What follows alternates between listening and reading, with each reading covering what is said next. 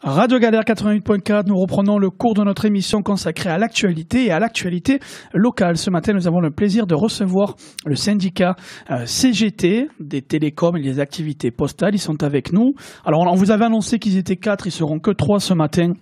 On aura largement de quoi, évidemment, discuter avec eux et surtout nous présenter leur action et leur lutte actuelle. Nous avons le plaisir de recevoir ce matin, je le rappelle, Laurent Guy, secrétaire départemental, Guillaume Lamourette, qui est membre du bureau exécutif, ça c'est pour la partie télécom, et puis on aura Emmanuel Lefort, qui lui est toujours au syndicat CGT, mais associé à l'activité postale et qui est un détaché permanent. Donc on est ravis de vous accueillir, messieurs. Bonjour, bienvenue et évidemment...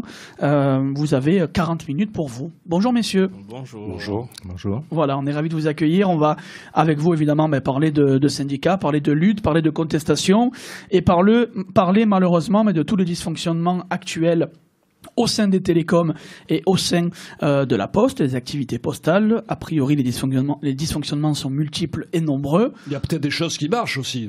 Ben, on l'espère, oui. On l'espère quand même. On l'espère. Et puis c'est une période aussi un petit peu charnière, vous le savez. On va parler de la loi travail, la loi XXL travail, qui d'ailleurs devrait être adoptée le 12 septembre. Qui va être adoptée malheureusement. Voilà. Il y a beaucoup de choses à dire. Et puis notamment sur cette période un peu délicate, cette période estivale où on a besoin de mobiliser les forces. Et c'est jamais évident en tout cas de converger, de centraliser les forces associatives, syndicalistes, citoyennes et autres. On va laisser la parole peut-être à Laurent pour nous parler dans un premier temps, de nous présenter le syndicat, j'ai envie de dire de manière un petit peu globale, son organisation, historique, fonctionnement.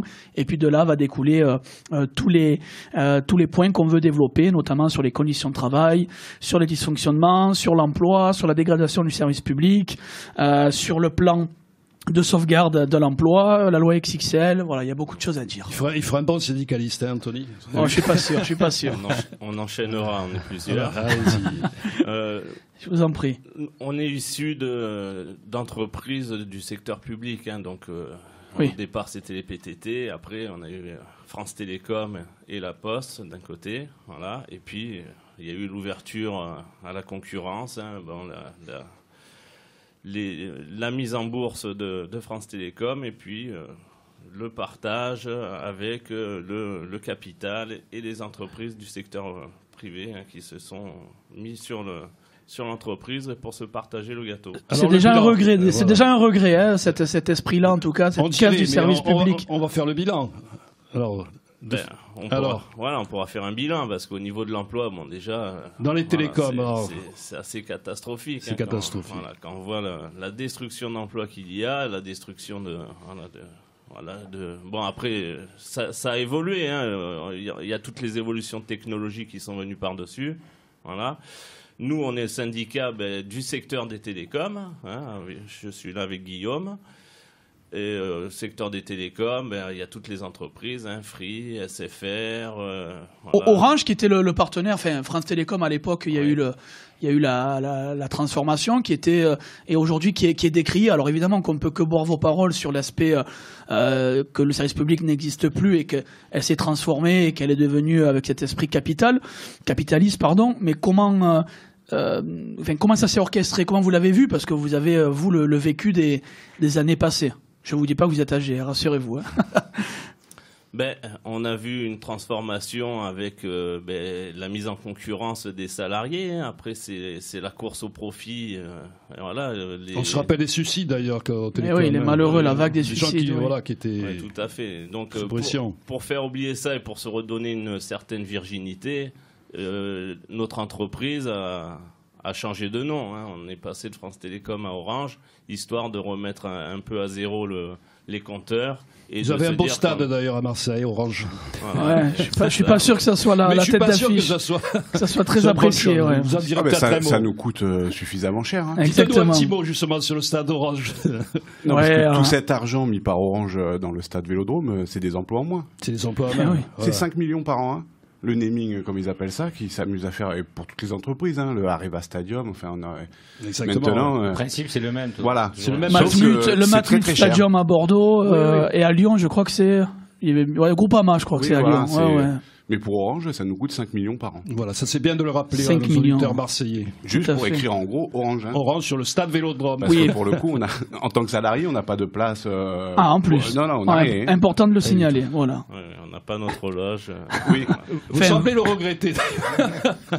Oh, je pense que ils non, sont là pour parler de l'intérêt des salariés. On y revient. Exactement. Ouais, bah, à Marseille, c'est normal, on essaye de rebondir sur le ballon. Ah ouais. On est obligé. Ah, ça Allez-y, fait partie allez-y. du jeu. Voilà, bon, après, ces entreprises font des profits énormes, hein, donc ça dégage des profits exceptionnels.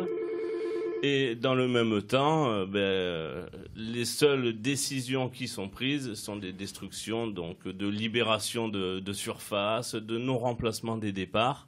On est sur un rythme, au niveau d'Orange, de 5000 départs par an. 5000 départs par an. 5000 départs, mais c'est C'est énorme, hein. Faut le déduction- rappeler, c'est énorme. Déduction faite des recrutements. On est en net. En net, à c'est moins du- 5000. c'est du net. Voilà.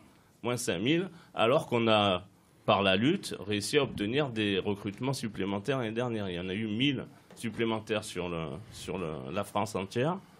Et pour autant, on est à moins 5000. Voilà. Il faut rappeler quand même, quand on parle de 5000 personnes, il y a derrière les familles, donc ça fait plus que 5000 personnes en fait. C'est des foyers, hein, il y a- tout à il y a- fait. Il y a les foyers, et souvent on sait que. Il y a les conséquences sur les familles, Voilà. bien entendu. Donc, à Orange, c'est des non-remplacements de départ. Voilà. Oui, nous on s'amuse à dire qu'ils licencient des chômeurs. Parce que de pas remplacer les gens qui partent à la retraite. Tout à fait, j'aime bien C'est des cette chômeurs qui n'ont Exactement. pas accès au travail. Exactement, c'est vrai. Ah oui, on les prive de ce droit de travail. C'est important de le rappeler, oui. Voilà. Après, donc, il y a tout ce qui est mis en œuvre pour qu'il n'y ait plus besoin d'emploi, hein, tout ce qui est digitalisation. Hein. En fait, il y a toutes des techniques qui sont mises en œuvre et en plus, on invite les commerciaux à faire en sorte que les clients se digitalisent, donc ils fassent tout eux-mêmes, ce qui fait que les besoins en termes de recrutement sont amoindris et voilà, et ça correspond, ça vient enrichir les politiques mises en œuvre par l'entreprise.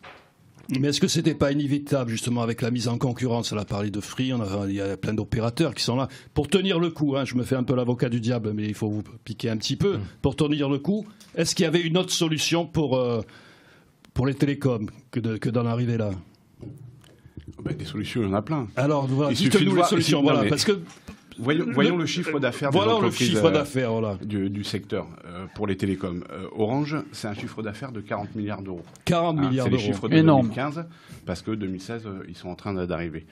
Pour SFR, c'est 10 milliards d'euros de chiffre d'affaires. 4 milliards 7 pour Bouygues et 4 milliards pour Free.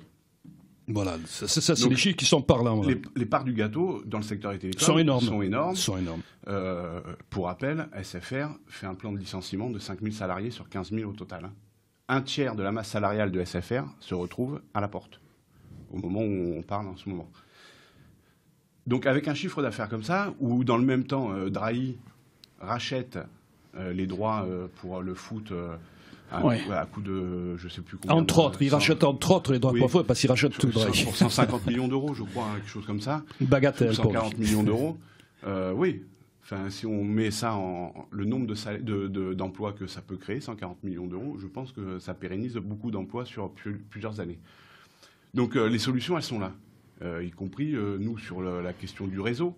Parce que moi, professionnellement, je ne m'occupe pas. Lolo, il est commercial, mais moi, je suis du côté technique. On gère un réseau, le cuivre, aujourd'hui, parce que malgré tout ce qu'on peut dire, la fibre, elle n'existe pas en France.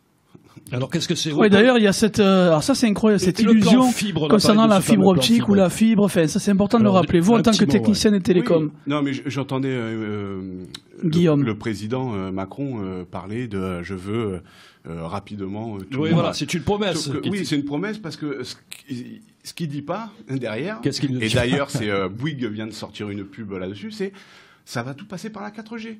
On va saturer le réseau mobile 4G avec des box à la maison qui vont se connecter directement sur le réseau 4G. Et comme ça, on ne déploie pas de fibre optique parce que nos entreprises, depuis des années, ne font plus d'investissement. D'où les chiffres d'affaires, d'où les dividendes reversés aux actionnaires. Et on ne déploie pas un vrai réseau fibre optique. Je veux dire, la France, qui, à l'époque, c'était un service public. Hein. On a créé le Minitel. C'était une avancée technologique formidable. On était les premiers. Ça a été un ratage monumental, hein, justement. Ça a été une révolution sur le plan technologique et puis même sur le plan de la. Mais dans le monde entier, on était. De l'épanouissement intellectuel, tout à fait. Aujourd'hui, on est passé 40e. Voilà. 40e pays mondial en termes d'accès à Internet. Je ne sais pas si on se rend compte, un pays comme le nôtre qui a été à la pointe de la technologie. Alors peut-être. Moi, je vais faire la mauvaise langue, mais quand c'était un service public, on était premier, et maintenant que tout est privatisé, on est 40e. Voilà le bilan que tu évoquais, Christian, tout à l'heure avec Laurent. Le bilan est plutôt catastrophique sur ce plan-là, parce qu'il y a en effet une chute vertigineuse, ne serait-ce que... Alors, au-delà de l'image de la France, c'est surtout derrière que ça crée des problèmes, évidemment, sur le travail en lui-même, mais aussi même pour la modernité du pays, puisqu'on a l'impression parfois que la France est dans le trio de tête. Ben non, 40e, je pense qu'on l'ignorait, nous, autour de cette table. Et le constat est claquant. Et surtout que toute cette privatisation que nous, on a connue via France Télécom, c'est exactement ce qui se passe aujourd'hui pour la Poste. Avec les mêmes scénarios. Oui, on va y venir avec Emmanuel. Vague de suicide chez Orange. Qu'est-ce qui se passe à la Poste depuis quelques années? Vague de suicide. C'est le même processus. Oui, important. Emmanuel Lefort. Alors, pour prendre un peu sur l'historique aussi, ce qu'il faut comprendre aussi, c'est que quand on était PTT, c'était donc la Poste et les télécommunications, on a tout fait, on a dit ouais, c'est monopole d'État, on a tout fait pour séparer les deux activités. Pour arriver quelques années après, alors une vingtaine d'années après, à ce que la Poste crée la Poste mobile, c'est-à-dire avec le concurrent direct de Orange. Hein. Donc d'un côté, il y a 20 ou 30 ans, on nous dit qu'il faut séparer parce que les activités sont trop liées. Et aujourd'hui, on se retrouve à refaire dans les bureaux de poste une des activités principales au détriment des activités de service public sont de faire de la poste mobile. Donc alors qu'on connaît au départ la Poste comme une institution et notamment comme le service postal et le facteur. Or non. Les missions du service public de la Poste sont la distribution du courrier et l'accessibilité bancaire. Hein. Aujourd'hui, vous arrivez dans la banque postale, oui, il faut qu'on en parle de cette fameuse banque postale. Il est ancien conseiller bancaire d'ailleurs. Il y en a qui sourit. Emmanuel Lefort, c'est ça, si je dis pas de bêtises. bêtises. Je souris juste parce que Orange fait pareil et crée la banque Orange Bank là dans quelques temps. Exactement, c'est les mêmes processus. C'est-à-dire qu'à un moment, tout le monde fait de tout. Et puis personne fait quelque chose de correct. C'est-à-dire qu'aujourd'hui, la Poste, qui devait quand même avoir des missions de service public sur la distribution du courrier, on se rend compte que le courrier est très très mal distribué et pas mal de courriers n'arrivent plus dans les délais ou n'arrivent plus du tout. L'accessibilité bancaire n'est plus assurée parce que vu que c'est des activités qui ne sont pas suffisamment lucratives, on va demander aux collègues qui sont au guichet de prendre plutôt de faire des abonnements poste mobile. Donc tout ça amène à ce que des conditions de travail dans les bureaux de poste et dans les centres de distribution de courrier deviennent intenables. Hein. Donc on arrive, nous, par exemple, dans les Bouches-du-Rhône, on arrive on est quand même sur le podium des arrêts maladie.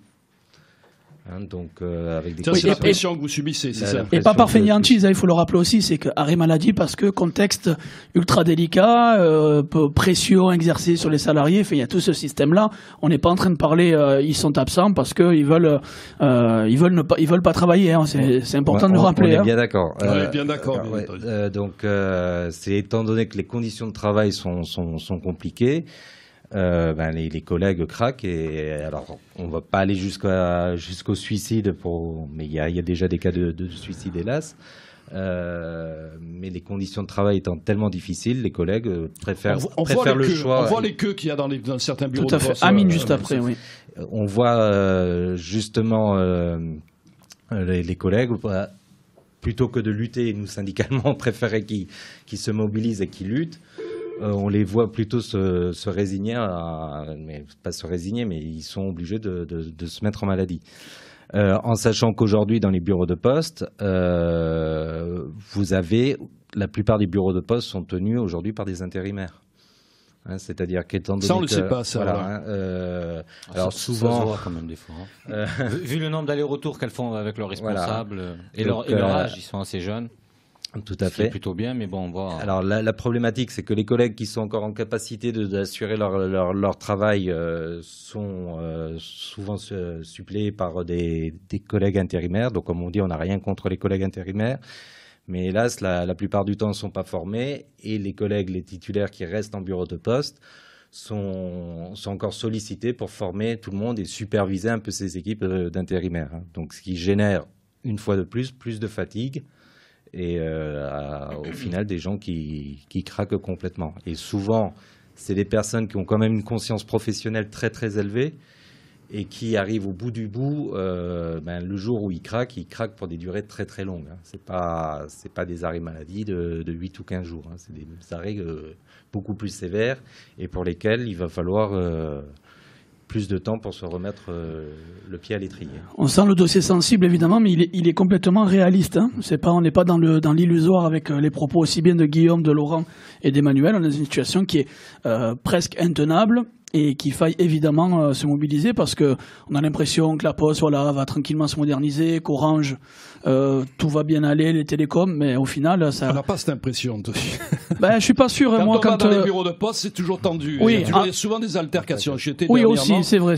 Et souvent on s'en prend au guichetier qui lui n'y peut rien. Et forcément, souvent c'est lui qui est au premier rang par rapport au client en quelque sorte. Il y a eu la dernière agence de Canebière qui a subi, je crois, plusieurs agressions, plusieurs incivilités, oui, tout à fait, qui a entraîné la fermeture pendant une quinzaine de jours. Elle était à bout. On sentait du coup elle qui allait pas tarder. Et elle, rue de Rome, je pense que ça doit être dû à la taille ou à la quantité de peut-être de personnes. Après c'est toujours pareil, c'est que il y a des périodes de prestations en début de mois où il y a pas mal d'affluence, donc les jours de paye. Voilà, et il n'y a pas forcément l'emploi en face n'est pas suffisant sur ces périodes-là, quoi.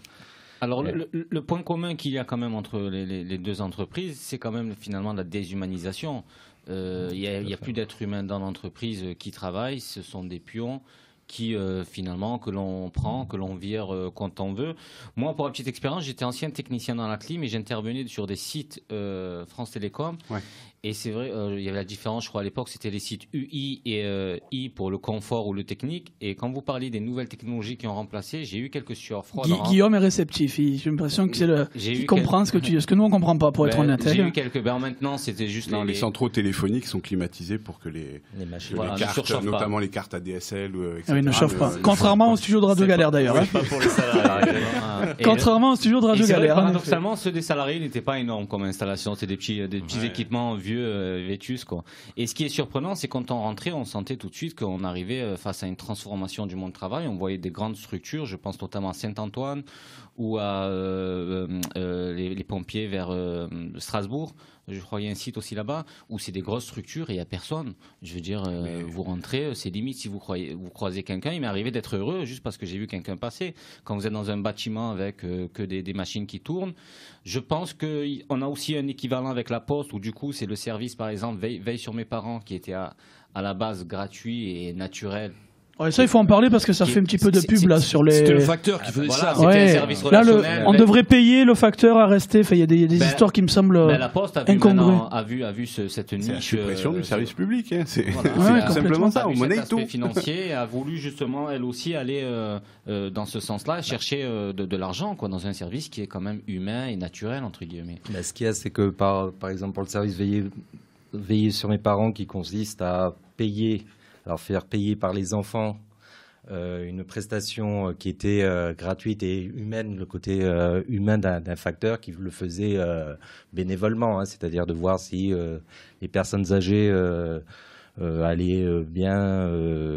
Là, cette prestation maintenant, la Poste voudrait la tarifier, quoi. Ouais, mais ça relève presque de l'écœurement. A priori, sur les premiers retours nationaux. Ce service ne trouve pas du tout l'adhésion et tant mieux ne trouve pas l'adhésion auprès du grand public. D'autant plus que sur l'activité postale peut-être non. Sur l'activité postale, les facteurs en plus n'ont pas forcément non plus le temps de faire cette activité-là, quoi. Rentabilité oblige. C'est chronométré de tête à 1 minute 30 le passage est chronométré à 1 minute 30. Incroyable. Ça devient un peu compliqué de le faire. Hein. Justement, c'est la quantification du travail, ça, finalement, ce problème-là de chronométrer à partir du principe que vous allez faire la même action comme un robot, sans perdre de temps. Je crois qu'il y a la même chose pour les techniciens. Vous allez avoir tant de temps de travail chronométré. Eh bien, que ce soit au courrier ou que ce soit dans les bureaux de poste, toutes les tâches sont chronométrées, mais alors c'est pas chronométré à la seconde, hein, c'est au dixième de seconde. Et avec ça, on arrive à déterminer la masse de travail pour faire fonctionner un service. Et avec ça, on détermine l'emploi. Parce que ce soit au télécom ou que ce soit à la poste, le but, on n'est pas vraiment sur le développement. Le seul facteur pour pouvoir créer des richesses, c'est la suppression d'emplois. C'est-à-dire que, par exemple, à la poste, on estime qu'une position de travail gagnée, c'est-à-dire supprimée, rapporte 40 000 € par an. Incroyable, on fonctionne comme ça. Déjà, c'est une erreur au niveau de l'étymologie. Une position de travail gagnée, en théorie, une position de travail gagnée, c'est un poste qui est. C'est suite à un développement, quoi. Voilà. C'est suite à du développement. Il y a une erreur déjà de. Enfin, à la base, c'est pas une erreur, mais il y a un problème. On est bien d'accord. Après, c'est tout.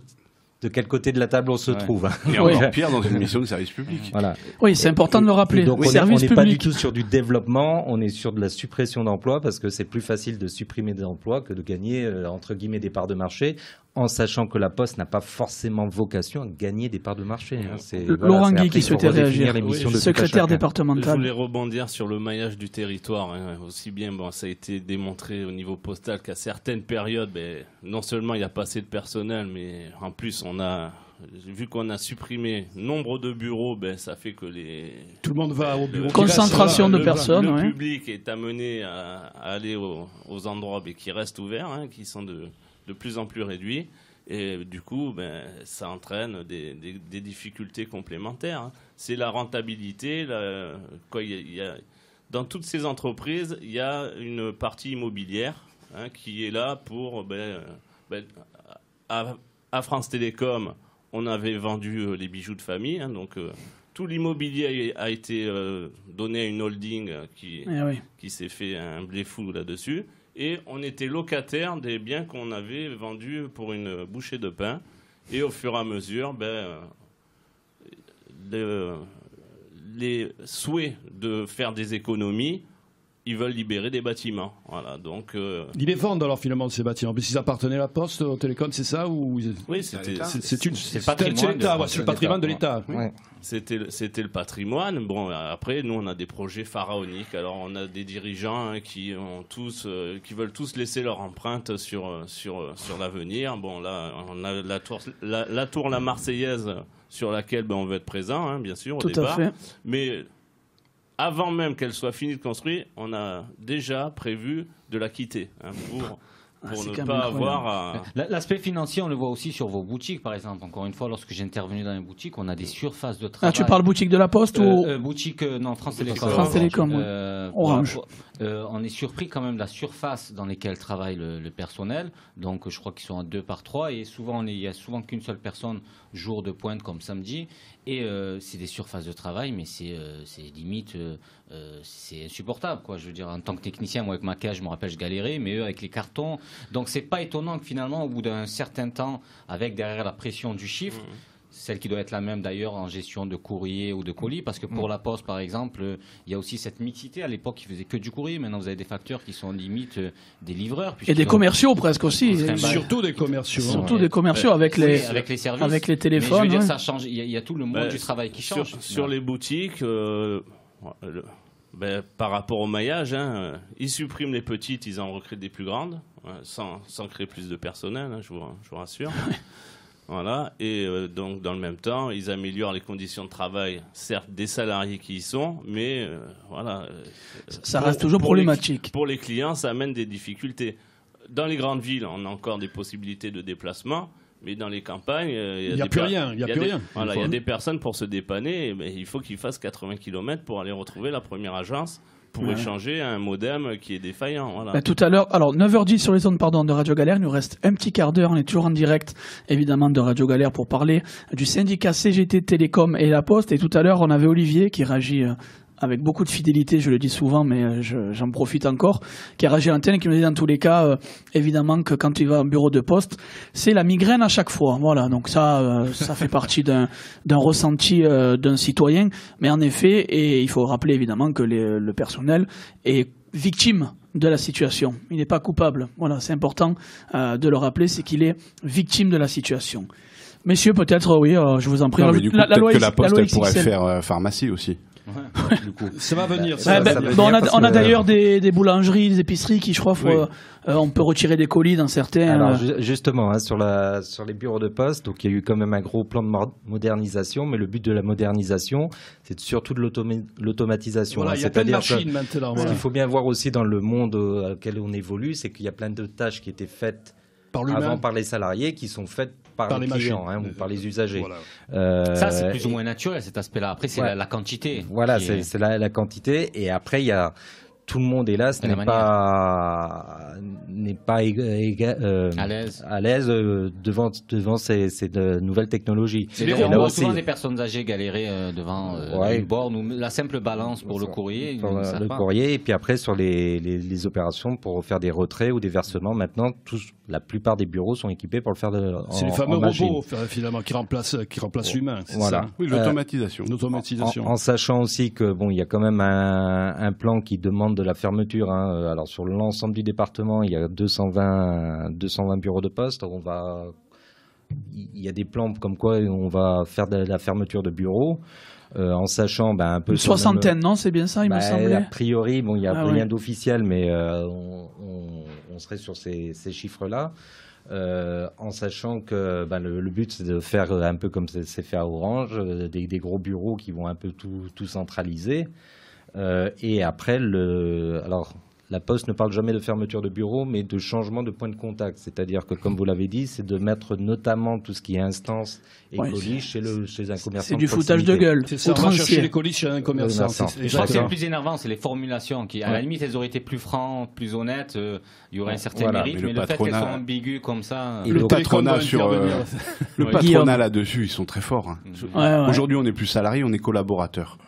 Rien que ça. Ça rappelle collabo, attention. Déjà, ça rappelle ça.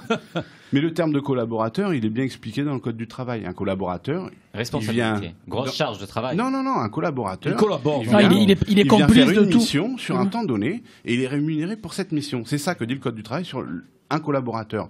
Après, il y a les cadres. Il y a des cadres dirigeants, il y a des employés, il y a des agents de maîtrise. Tout ça est codifié. Mais aujourd'hui, on a l'impression que si on dit qu'on est des collaborateurs à l'entreprise, on fait partie de l'entreprise, sauf que les dividendes, c'est jamais les salariés qui les touchent. Exactement. Alors pour Orange, il y a quand même une des solutions. Il y a Télécom qui voulait. Je voulais juste dire que sur les bureaux, il y a ceux qui ferment, mais pour ceux qui restent ouverts, il y a aussi les modifications des horaires d'ouverture. C'est-à-dire c'est quand même assez flagrant, mais il y en a certains qui sont ouverts que certains jours, d'autres qui sont ouverts que l'après-midi, d'autres que le matin. Mais pourquoi alors ça, c'est quand même incroyable. Ça embête justement les personnes qui vont dans ces bureaux. Les agents sont des roulants qui vont faire plusieurs bureaux et finalement, avec un même personnel, on les fait tourner, c'est ça. On dit qu'il y a plusieurs bureaux ouverts, mais c'est une personne qui va faire un bureau le matin et un autre bureau l'après-midi. Voilà l'explication. Voilà. Et on en arrive un peu, c'était sur l'aspect immobilier, où quelquefois le loyer coûte plus cher que le salaire du collègue qui y travaille, quoi. Donc là aussi, comme ça a été fait à Orange, la Poste aussi sur la partie immobilière, donc a créé une filiale Postimo pour vendre les bâtiments. Qui au départ était quand même un bien public et un bien commun. Donc là aussi, il y a quand même quelques questions à se poser. Donc, en fait, il faut absorber la même charge de travail avec 2 fois moins de personnel. C'est ça, que ce soit à la Poste ou chez Orange. Voilà. Et là-dessus, on nous invente des choses comme l'automatisation des tâches, pour ceux qui travaillent, comme on dit, en back-office, c'est-à-dire qui traitent les demandes qui arrivent au fil de l'eau, etc. On invente des robots qui automatisent les tâches. Ouais. Nous, syndicalement, on est pour. Ça fait moins de travail. Souvent, c'est une évolution. L'automatisation des tâches, c'est souvent pour des tâches très simples. Parce que les tâches complexes, c'est beaucoup plus difficile. L'attention de timbre, tirer l'argent, recommander... Mais tout ça, il faut qu'il y ait un retour pour les salariés. Nous, on revendique les 32 heures pour partager le temps de travail. Parce qu'avec le chômage de masse, qui est la seule variable d'ajustement aujourd'hui pour les entreprises du CAC 40 et que les dividendes, je veux dire, surtout le crédit d'impôt qui a été donné du CICE, plus de 75% de ce crédit de CICE est parti en dividendes. Et le PINS de Gattaz, 1 million d'emplois, c'est 1 million de chômeurs en plus qu'il y a eu. Oui, puis c'est surtout que c'est des chômeurs qu'il y a eu. Il a créé 1 million de chômeurs en plus. Enfin, toutes les entreprises qui ferment aujourd'hui, que ce soit Whirlpool, on a beaucoup parlé pendant la période électorale. L'IAX, il y a quelques années, Whirlpool, voilà. GMS. C'est impressionnant. Ils n'ont jamais été aussi riches et il n'y a jamais eu autant de licenciements. Là, ils nous font le sketch avec on a créé des emplois, etc. Chaque année, il y a 2 périodes où il y a un peu plus de création d'emplois. C'est les périodes estivales, l'été et l'hiver. Tous les emplois saisonniers. Nous, on a fait la caravane, tous les étés, on a la caravane CGT des saisonniers qui fait le tour. Et c'est là, oui, c'est sûr. Mais c'est que des contrats CDD, des contrats intérim. 2 mois, 3 mois maximum. Beaucoup de travail au noir. Il y a du travail au noir aussi. Beaucoup de travail au noir. Non, enfin, pas chez nous. Je parle chez les saisonniers. Hein. Attention. Justement, pour la Poste, ils ont eu affaire à des contrats qui sont subventionnés, les fameux CAE. CAE. En grande partie, ils ont eu un gros stock de. Je crois que un des premiers employeurs en tant que CAE, c'est la Poste, qui peut-être pas le premier, mais qui est quand même bien placé. Au lieu de justement renouveler certains CDD qui se faisaient des fois. Ou de CDIser. Ou de CDIser certains. Il y en a eu quelques-uns là ces derniers temps, il me semble. Des vingtaines de fois. Ouais, je crois qu'il y a des personnes qui ont eu pendant 30-40 fois des CDD à la Poste. Oui, alors ça maintenant ils y font un peu attention. Alors ce qu'il faut aussi comprendre, hein, parce que souvent dans les bureaux de poste on dit que c'est des fonctionnaires et tout ça. Aujourd'hui, il y a plus de salariés contractuels que de fonctionnaires. Hein. On a passé le cap là cette année ou l'an dernier. Donc il faut savoir aussi toutes les formes de contrats qu'il y a. Donc vous allez avoir les plus anciens qui seront fonctionnaires. Après, vous avez des contractuels qui sont quand même déjà à la Poste. Hein. Les contractuels les plus anciens ont une bonne vingtaine d'années. Oui. Hein, les derniers gros concours de la fonction publique à la Poste datent des années 90. Hein. Vraiment les tout derniers. Hein. Mais les fonctionnaires vont disparaître voilà, donc, petit à petit. Ils jouent beaucoup sur la pyramide des âges où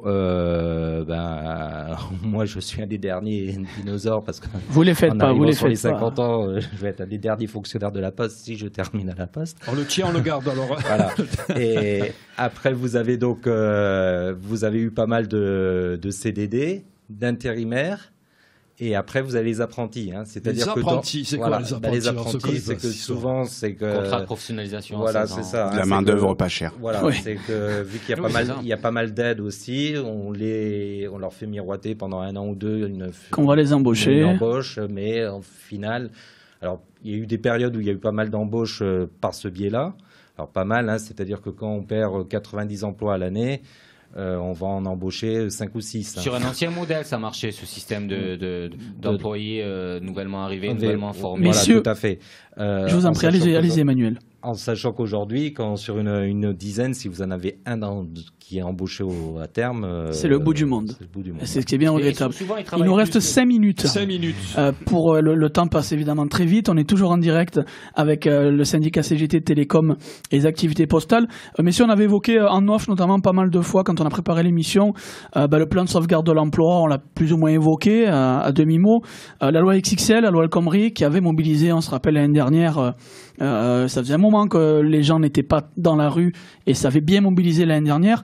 On en est où par rapport à cette loi XXL et comment se positionne la CGT? Alors, nous, on le sait plus ou moins, mais c'est important de le rappeler et de l'informer auprès de nos auditeurs. Je m'adresse à Laurent, Emmanuel et à Guillaume, évidemment. Je vais parler du plan de sauvegarde de l'emploi, hein, qui est un nom inventé par le patronat, mais qui en fait est des plans de destruction massive d'emplois. Bon, à SFR, ils ont fait un plan pour 5000 nationalement. Finalement, au terme, ils font 6 000, hein, donc ils détruisent plus du tiers des effectifs. Voilà, et c'est la stratégie du nouveau patron de Drahi, hein, qui veut faire une boîte à cash, hein, générer du cash, et tout le reste, on le sort de l'entreprise pour que ça soit effectué à un coût bien moindre que ce qu'il est. Voilà. Donc, on le sous-traite en quelque sorte. Voilà, ouais, mais il se le sous-traite même par des filiales à lui. Ah voilà. Bon, c'est encore plus malin. Voilà, et puis le nom, je ne sais pas si vous avez entendu parler, mais SFR devrait disparaître, ça va devenir le groupe Altis. Hein, et la propriété du nom est de Drahi, et à chaque fois que c'est utilisé, ça lui retombe dans l'escarcelle. Hein. Donc il va se prendre des pourcentages. Il a saigné sur la tout. boîte. Voilà. Ben oui, c'est un des patrons qui a sa fortune qui a augmenté de 90% l'année dernière. Voilà. On l'accuse aussi de vouloir signer. C'est milliardaire. On l'accuse aussi de signer la presse, enfin d'avoir des vues sur la presse et toujours. Avec il est dans la presse déjà. Mais de l'avoir déjà encore plus d'influence. Presse écrite, télé, etc. Bon, mais le secteur des il n'est pas le seul aussi. Il faut le secteur des télécoms est très bien placé dans les médias. Voilà. Quel que soit le patron. C'est juste. Drahi a plusieurs titres à son actif. Xavier Niel de Free, pareil. Pareil, voilà. Il n'est pas le seul. Faut rappeler. La grande tour TF1. C'est la même chose aussi. Et Orange, d'une autre manière. Ils sont 5 ou 6. Non, mais l'ancienne directrice Orange France, Delphine Ernotte, est aujourd'hui la directrice du groupe France Télévisions. Voilà, donc. C'est un petit monde. Voilà. Enfin, nous, notre première revendication. Des nominations des gens du soi-disant civil. Notre première revendication au niveau de notre fédération des activités postales et des télécommunications, c'est pour un droit à la communication. Donc, on sait de quoi on parle. Aujourd'hui, trop de gens n'ont pas accès. Et s'ils ont accès, c'est à quel type de presse? Enfin, ici à Marseille, on va penser au journal La Marseillaise. Drahi, il peut faire des emprunts quand il veut, il est endetté, mais il peut refaire des... Et pendant ce temps-là, il y a des titres comme La Marseillaise, beaucoup de la presse quotidienne régionale, à qui on donne rien. Et on va mettre des salariés sur le carreau. Donc, là-dessus, soyons clairs aussi sur... Pourquoi parce qu'ils orientent aussi une idéologie, le MEDEF, parce que c'est ça, moi mon PDG, Stéphane Richard, il est vice-président du MEDEF. Donc aussi c'est des syndicalistes, hein. Pas du même bord, certes. Pas du même bord. Mais voyons ça. Je voulais juste parler d'une initiative, si vous avez la possibilité d'essayer ou de la tenter. On a eu un problème aux États-Unis avec des jeunes qui subissaient de plein fouet les rachats de crédit de leurs dettes étudiants. Qu'est-ce qu'ils ont fait? Ils sont allés sur les cours d'échange, ils ont fait une levée de fonds pour acheter des actions de leurs fameuses dettes et ont tout simplement l'ont supprimé. Est-ce qu'il n'y a pas un système comme ça d'imaginable avec France Télécom où on imaginerait comme ça une levée de fonds pour acheter le maximum d'actions et avoir finalement une possibilité ou essayer, même si on va être limité sur le plafond, mais avoir peut-être un moyen de pression de l'intérieur? C'est quelque chose qui sera envisageable. Une idée que vous lancez, Amine, alors. Qu'est-ce que vous en pensez? Enfin, là, il faut s'y connaître. Il faut y réfléchir. C'est tout récent, ça a été fait aux États-Unis pour les dettes étudiantes et ils ont réussi comme ça à éponger une belle partie. Après, la dette d'Orange, elle est colossale. Hein. Oui, elle est colossale. Et y compris, il la garde colossale parce que ça permet de la fructifier. Donc là-dessus, soyons clairs, c'est un atout. La dette, c'est de l'argent. On l'oublie souvent, mais la dette, c'est de l'argent. C'est beaucoup d'argent. Et c'est un atout pour une entreprise aujourd'hui qui fructifie ça. Alors pour la Poste, ça risque d'être plus compliqué du coup. Mais moi, j'ai connu un ami du centre-ville qui s'est vraiment enrichi avec des actions France Télécom. Donc quand vous parliez de dividendes, d'ailleurs dans notre entourage, on ne comprenait pas tous comment c'était possible, mais qui a su investir au bon moment, mais qui a eu quand même des compensations par rapport à ces dividendes assez importantes. Donc, elles sont montées à 220 €, elles sont redescendues à 6. Voilà, donc il s'est enrichi, mais il s'appauvrit aussi. Quand on est là au bon moment, ça va, mais si on les a achetés... il a su les vendre au bon moment, je pense.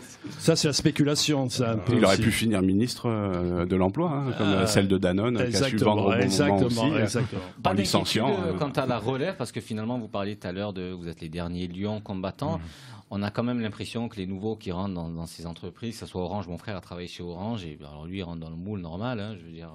il n'y a même plus d'esprit de contestation, même critique. On se dit c'est comme ça. Enfin, il y en a un. Mais vous essayez de faire un suivi pour la relève. Il y a quand même, pour ce qui concerne la CGT notamment, il y a une volonté de la part des directions, des petits chefs, des managers, etc., de prévenir les nouveaux salariés notamment, en leur disant si tu parles avec la CGT, si tu te syndiques, etc., ne pense pas avoir un plan de carrière chez Orange. Donc ne postule pas pour les promotions, etc. Enfin, et il y a une vraie discrimination syndicale. Moi, il faut aller dans quel syndicat alors pour chez Orange, CFDT et Force ouvrière. Bon, c'est vous qui le dites. Oui, non, mais je le dis aisément parce qu'on le voit. J'aurais pas pensé Force ouvrière. Hein. Oui, mais en plus, sur le département, c'est compliqué. C'est pareil pour la Poste, pardon.